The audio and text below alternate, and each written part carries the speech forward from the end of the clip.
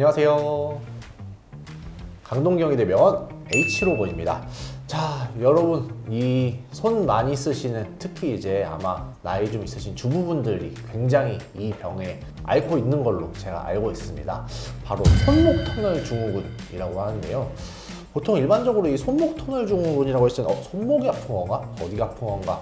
손은 아프신 분은 많으실 텐데 정확하게 어디가 아픈지, 또 많이 들어본 거는 같은데 또 어떻게 치료해야 되는지 정확하게 모르시는 분들을 위해서 제가 오늘은 저희 정형외과 구기혁 교수님을 모시고 한번 손목 터널 증후군에 대해서 알아보도록 하겠습니다.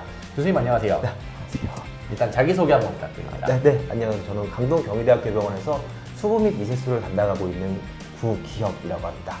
아, 교수님, 이 손목 터널 증후군이라고 제가 이제 딱 처음 들어봤을 때 네.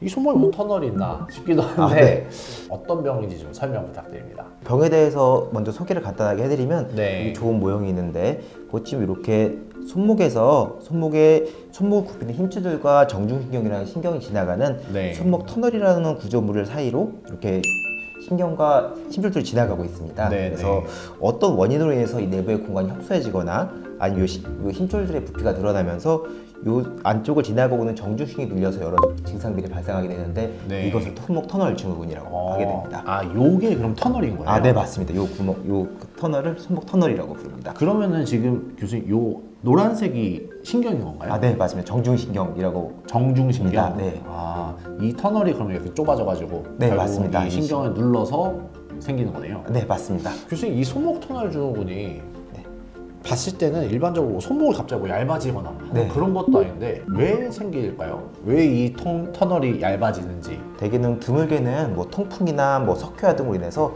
손목 터널 안에 덩어리가 발생해서 손목 터널 증후군이 생겨서 정중에 눌린 경우도 있긴 하지만 그런 경우는 사실 매우 드뭅니다. 대부분 손목 터널 증후군은 왜 눌리는지 원인이 불분명한 경우가 사실 대부분입니다. 아, 그래요? 네, 다만 남자분들보다는 여성 환자들이 약 80% 정도를 차지하고 있고요.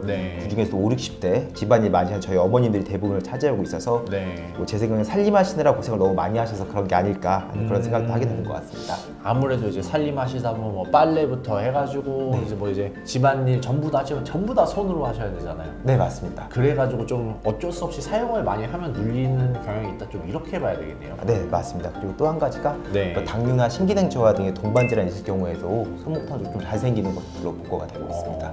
이렇게 그러면 원인이 좀 정확하게 없다고 하셨는데 사실 원인 없는 원인이 정확하게 알아야지 치료가 쉽잖아요.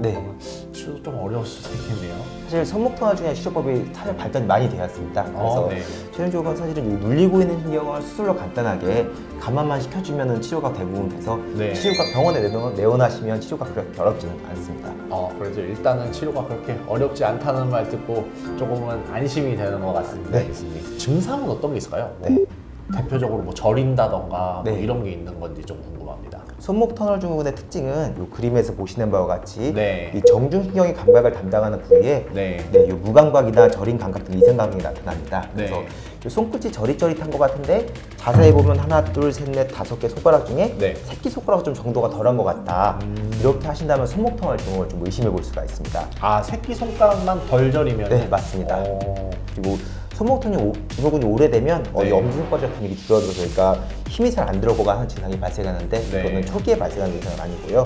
이외에도 뭐 잘 때 유독 저린감이 있어 잠에서 깬다든가 아니면 손목을 어떤 한 자세를 오래 유지했을 때 손가락 끝에 저린감이 생긴다든가 하는 것도 손목 터널 증후군의 증상이라고 볼 수 있겠습니다. 여기 보시는 것처럼 정중신경이 새끼손가락과 그리고 네 번째 손가락의 약지 손가락에 바깥 이쪽 절반은 가지 않기 때문에 이렇게 하나, 둘, 셋, 네 개 엄지손가락부터 약지손가락까지만 저리다 이러면 그게 손목 터널 증후군의 특징적인 증상이라고 볼 수 있습니다. 이렇게 딱 저리면은 좀 손목 터널 증후군을 의심해 볼 수 있다. 네, 맞습니다. 교수님, 사실 근데 이렇게 저린 증상 말고 좀 더 집에서 이럴 때 좀 손목 터널 증후군이다 라고 알 수 있는 방법이나 이런 게 혹시 있을까요? 네, 있습니다. 가장 많이 알려져 있고 가장 쉽게 하실 수 있는 검사법은 팔렘 검사가 일반인들한테 가장 널리 알려져 있는데요. 저도 들어본 적 있는 것 같습니다. 제가 보시는 것처럼 이렇게 손목을 굽힌 자세를 유지한 상태로 약 1분에서 2분가량 지속됐을 때 엄지에서 네 번째 손가락까지 이상 감각을 느낄 경우에는 팔렘 검사 양성이라고 해서 손목 터널 증후군을 의심해 볼 수가 있습니다. 그러면은 제가 한번 실제로 요 팔렘 검사 한번 해볼 테니까는 자세가 맞는지 한번 봐주시면 될 것 같습니다. 아까 이렇게 해서 뭐 90도 이런 식으로 하면 될까요? 네, 그렇게 해서 손목을 90도로 네. 유지한 상태에서 완전히 90도로 이렇게 되게. 네, 맞습니다. 이렇게 해서 1분 정도, 2분 정도 지속했을 때 손가락에서 저림감이 발생한다면 팔레검사 양성이라고 해서 의심해 볼 수가 있습니다. 근데 이거 자세만으로도 꽤 힘든 편인 것 네, 같은데요, 맞습니다. 교수님? 네, 그래서 제가 또 검사법을 하나 더 알려드릴 텐데요. 네네. 이것보다 좀 더 정확하다고 알려진 검사법이 있습니다. 네. 정중신경 압박 검사법인데요. 네. 자, 이렇게 따라면 이렇게 손목 터널이 위치하는 부위를 네. 30초 정도 꾹 누르고 있을 때 손가락 끝에 이상감이 발생한다면 정중신경 압박 검사 양성으로 손목 터널 증후를 의심해 볼 수가 있습니다. 대충 이 손금의 끝 정도라고 보면 될까요? 네, 맞습니다.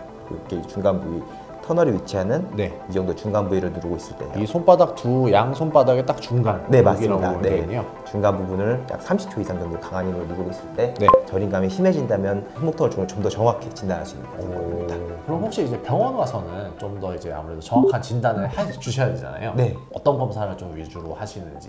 저희 병원에 내원하시면 손목 터널 증후군을 진단할 수 있는 네. 정확한 검사법들이 더 있습니다. 네. 그래서 손목 터널 증후군의 확진을 위한 가장 기본적이고 중요한 검사는 신경전도 검사와 근전도 검사가 있습니다. 또한 추가적으로 초음파 검사도 손목 터널 증후군 진단에 네. 큰 도움이 되고 있습니다.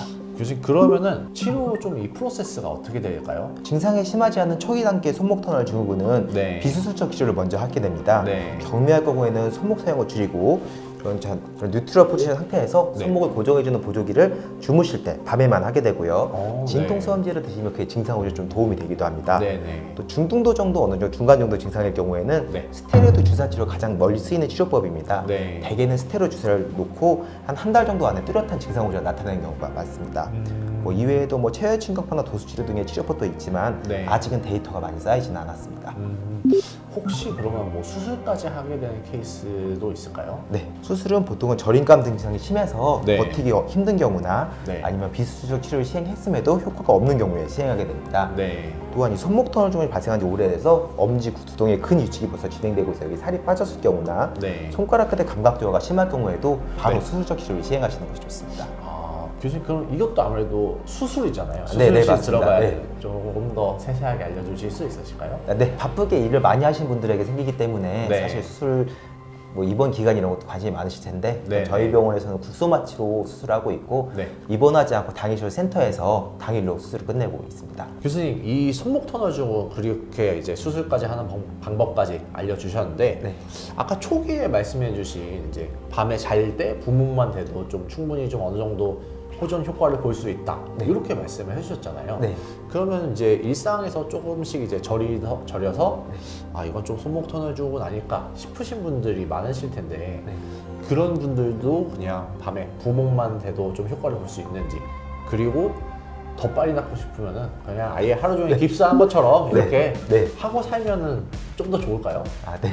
사실 그래서 그런 궁금증을 가진 사람들이 있어서 네. 이제 24시간 부목을 되고 있는 것과 네. 밤에 잘 때만 부목을 하는 것에 대해서는 이미 연구가 되어 있습니다. 그래서 네네. 밤에만 하는 것과 24시간 하는 것 사이에 치료 효과의 차이는 없다고 증명이 되어 있어서 바쁜 낮에까지 계속 하시기보다는 네. 좀 저희가 쉬는 밤에 손목도 같이 쉴 수 있게 네. 밤에만 부목을 해주셔도 효과를 많이 보실 수 있을 것 같습니다. 그러면은 밤에 잘 때 8시간 정도 이렇게 부목 쭉 되고 있다가 네, 맞습니다. 낮에는 그냥 다시 풀고 완전히 일상생활도 크게 지장 없는. 네, 맞습니다. 혹시 그러면 네. 교수님 충분히 이제 손목을 밤에 자면서 쉬어주는 거 말고도 네.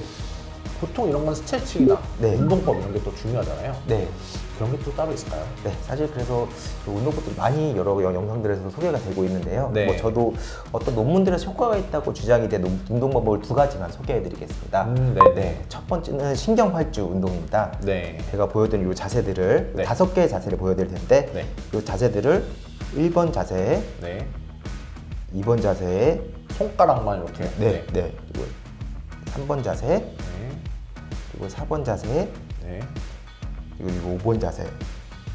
이 자세들을 5초씩 정도씩만 해주는 것으로 되어 있고, 자세당 5초씩 네. 말씀하시는 거죠? 네, 선생님, 제가 한번 해보겠습니다. 한번 네. 봐주시면 될 것 같습니다. 네, 처음에 일단 네. 쫙 편 상태에서 시작하고 이렇게 네. 손가락만 네, 쭉 이거, 하고 네, 2번 자세, 그리고 주먹을 쥐고 네, 3번, 그리고 다음에 역자로 만들고 네, 4번 자세, 그리고 따봉을 날려주면 네, 맞습니다. 이렇게, 네, 네. 맞습니다. 이렇게 해서 5번 자세를 취해주시고 각 동작들 약 5초씩 시간을 들여서 네. 이 동작을 반복해 주시면 되겠습니다. 그러면은 교수님 이제 두 번째는 네, 또 어떤 좀 운동법이 있을까요? 두 번째 소개해드릴 방법은 횡수근인대 스트레칭입니다.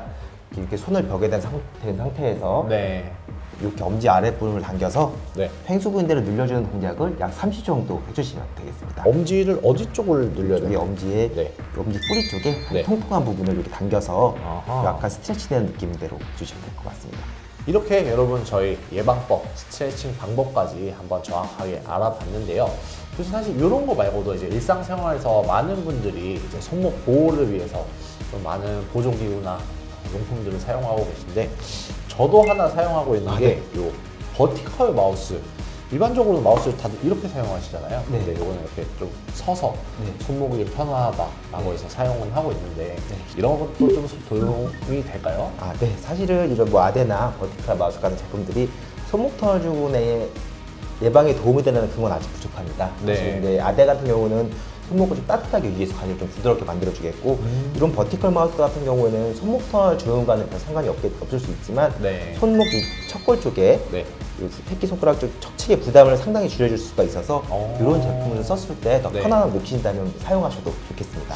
오늘 이렇게 저희 손목 터널 증후군에 대해서 왜 생기는지, 뭐 어디가 문제가 생겨서 발생을 하는지, 치료는 어떻게 되는지 전부 다 한번 구기혁 교수님하고 알아봤는데요. 이렇게 손목 터널 증후군을 포함해서 이 손목 많이들 사용하시는 많은 분들께 한마디 부탁드리겠습니다. 네. 사실 저희가 하고 있는 모든 활동들이 다 손을 통해서 이루어지기 때문에 손목은 사실 저희가 살아가는 한은 계속 혹사당하고 있습니다. 그렇죠. 사실 평소에는 신경을 잘 안 쓰다가 네. 손목이나 손목들이 망가지고 나서야 신경 쓰게 되는데 평소에도 좀 손목 건강에 관심 많이 가져주시고 네. 또 설명대로 이런 스트레칭 방법도 해주시고 손목을 좀 아껴주신다면 저도 감사할 것 같습니다. 교수님 오늘 굉장히 좋은 말씀 감사합니다. 네, 감사합니다.